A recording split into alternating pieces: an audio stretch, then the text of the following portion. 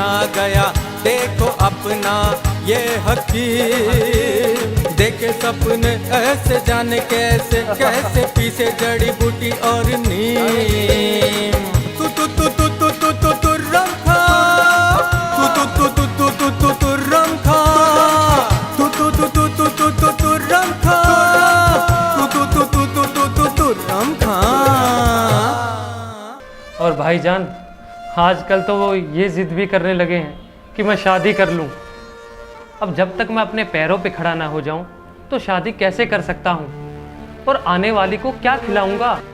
हम आपके बाबूजी से कल ही मिलते, हम आपके घर पे आके आपके बाबूजी को हम समझाएंगे। वो विदेश से आएंगे और उस विदेश से आए हुए इंसान को हम इस तरह से रखेंगे। हम कुछ समझे नहीं बेगम। आप समझते कब है? हम तो आपसे ये कहना चाह रहे हैं कि अब तो हवेली चलो।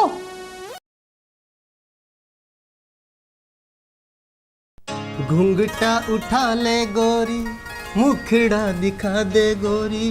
घूंघटा उठा ले गोरी, मुखड़ा दिखा दे गोरी। घूंघटे में मुझको चांद नजर आता है। क्या बात है, गाड़ी को नहलाया जा रहा है बड़े रोमांटिक मूड से। भाई जान है ये हमारी, हमारे पापा ने हमें गिफ्ट की थी हमारे पिछले जन्मदिन पर। पता है, पर कंजूसी क्यों कर रहा है? एक बाल्टी से तो हमारे हाथ मुंह नहीं धुलते, इतनी बड़ी गाड़ी धो रहा है। चल अब 2-3 बाल्टी उन्हें का साफ कर दे, उससे टाइम भी बचेगा और मेहनत भी। भाई टाइम और मेहनत तो हम बचा लेंगे, लेकिन पानी भी तो व्यर्थ बहेगा। भाई आधी बाल्टी से हमने गाड़ी तो साफ कर दी और 2 बाल्टी पानी भी बचा लिया है। इस बचे हुए पानी को हम हमारे पौधों में डालेंगे। सही कह रहा है, हम लोग दिखावे में आकर कितना पानी व्यर्थ बहा देते हैं और फिर बाद में पछताते रहते हैं। जब तुम्हें पता है तो तुम लोग ऐसा काम ही क्यों करते हो? अब छोड़ इन बातों को, मान ली गलती यार। चल और बता, क्या चल रहा है आजकल? क्या बताए यार, अभी वो एग्ज़ाम चल रहे हैं ना, सो मुझे टाइम ही नहीं मिला। याद आया, अभी तुमने फॉर्म भरा था ना मिलिट्री का, जहाँ तक मुझे याद है तुम्हारा कॉल लेटर भी आया था। मिलिट्री? वो भी कोई नौकरी है? वो तो मैंने पापा के दौर में आकर फॉर्म भर दिया। कौन कड़ी धूप में रहेगा, चौकीदार बना खड़ा रहे यार। चौकीदार? तुम फौजियों को चौकीदार बोल रहे हो? शर्म नहीं आ रही? वो हमारे लिए इस कड़ी धूप में घर वालों से दूर हमारी सुरक्षा के लिए खड़े हैं और तू उन्हें चौकीदार बोल रहा है? पर यार। चुप कर यार, वो हमारे लिए हथेली पर अपनी जान लिए खड़े हैं और तू उन्हें सलूट मारने के बजाय। सॉरी यार। क्या सॉरी यार? अब छोड़ो भी इन बातों को। क्या छोड़ यार, अगर सब इसकी तरह सोचने लगे तो बॉर्डर पर कैसी बातें करता है यार ये। गलती हो गई यार, माफ कर दे। माफी मांगनी है तो उस माँ से मांग जिसका बेटा सरहद पर गोली खाकर शहीद हो गया। माफी मांगनी है तो उस बेवा से मांग जिसका पति सीने पर गोली खाकर हंसते हंसते तिरंगा लहरा गया। मुझसे गलती हो गई यार, शायद मैं गलत बोल गया। शायद नहीं, तू गलत ही बोल गया। तुझे पता है, बेटा खोने के बाद भी माँ गर्व से सीना तान कर यही बोलती है, मैं शहीद की माँ हूँ। सही बात है, और वो सम्मान नसीब वालों को ही मिलता है। सॉरी यार, माफ कर दे। इस बार मैं फॉर्म दोबारा भरूंगा, और किसी के दबाव में आके नहीं, खुद की मर्जी से, और वो भी खुश होकर। फौजी होना खुद पर तो गर्व की बात है ही, घर वालों को भी तो गर्व से भर देता है। कुछ कंट्रियों में तो ऐसा नियम है कि हर घर में एक फौजी होना ज़रूरी है, और हमारी कंट्री में कुछ गांव ऐसे हैं हर एक घर में एक फौजी होना ज़रूरी है, नहीं तो उन्हें लड़की नहीं दी जाती। मुझे माफ़ करना यार, और मैं सभी फौजी भाइयों से अपनी तरफ से माफ़ी मांगता हूँ और उन्हें सल्यूट करता हूँ।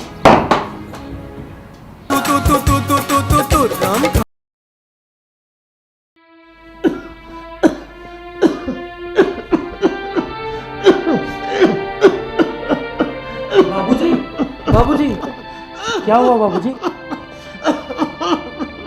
कितनी बार कहा आपसे ज्यादा मत सोचा करें। पता नहीं दिन भर क्या सोचते रहते हैं, और क्या चिंता है आपको?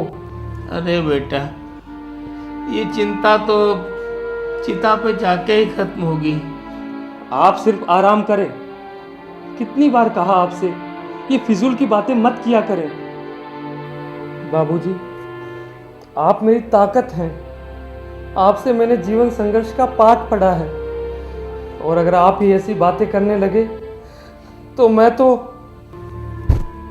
बेटा, जिंदगी में कठिनाइयों के पहाड़ बहुत ऊंचे होते हैं, उन पर आंसुओं से नहीं संघर्ष से जीतना पड़ता है।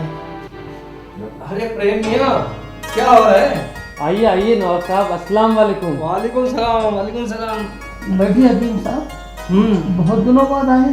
बस अरे जनाब, आप तकल्लुफ क्यों कर रहे हैं? नवाब साहब, मैं आपके लिए पानी लेकर आता हूँ, आप बाबूजी से गुफ्तगू कीजिए।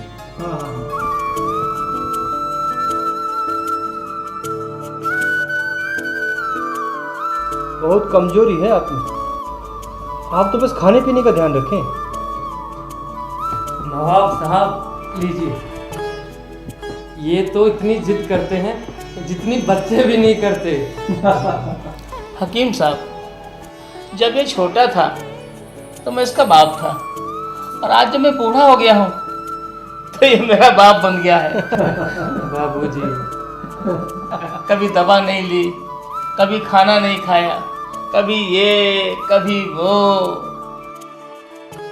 नवाब साहब, कितने समय बाद बाबूजी को हंसते हुए देखा है। हमेशा मुस्कुराने से कुछ बीमारियां तो ऐसे ही खत्म हो जाती है। नवाब साहब, क्या करूं, इस बीमारी की वजह से इन होठों पे मुस्कान ठहरती नहीं। प्रेम भाईजान, डॉक्टर क्या कहते हैं? डॉक्टरों ने तो भाईजान ये दुनिया भर की जांचें लिखती हैं, देखिए आप।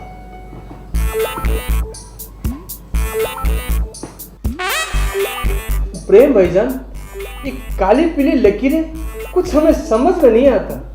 हमें तो आप ये बताइए, आपने जांचें करवा ली ना? 2 बार करवा चुका हूँ। डॉक्टर कभी क्या कहता है और कभी क्या, अब तो उम्मीद भी नहीं रही।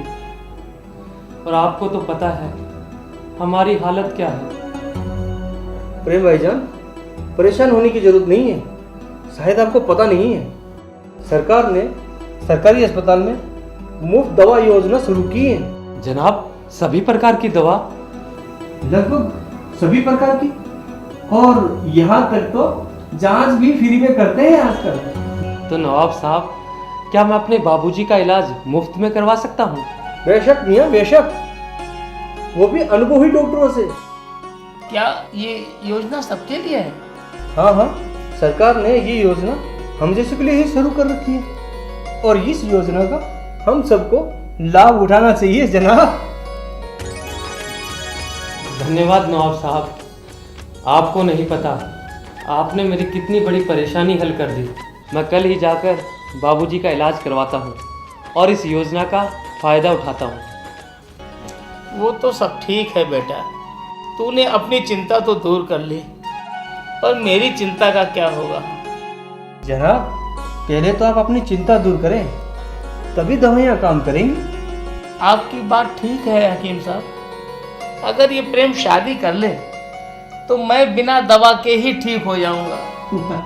बाबूजी, आप फिर शादी पर आकर रुक गए। मैंने आपसे कहा ना, जब तक मैं अपने पैरों पे खड़ा ना हो जाऊं मैं शादी नहीं करूंगा। हकीम साहब, ये बूढ़ी आंखें और कान कब से इस घर में पायल की झनकार और बच्चों की किलकारियां सुनने को तरस रहे हैं, और ये मेरी सुनता ही नहीं। अब आप ही समझाइए इसको, पता नहीं कब ये पैरों पर खड़ा होगा और कब शादी करेगा।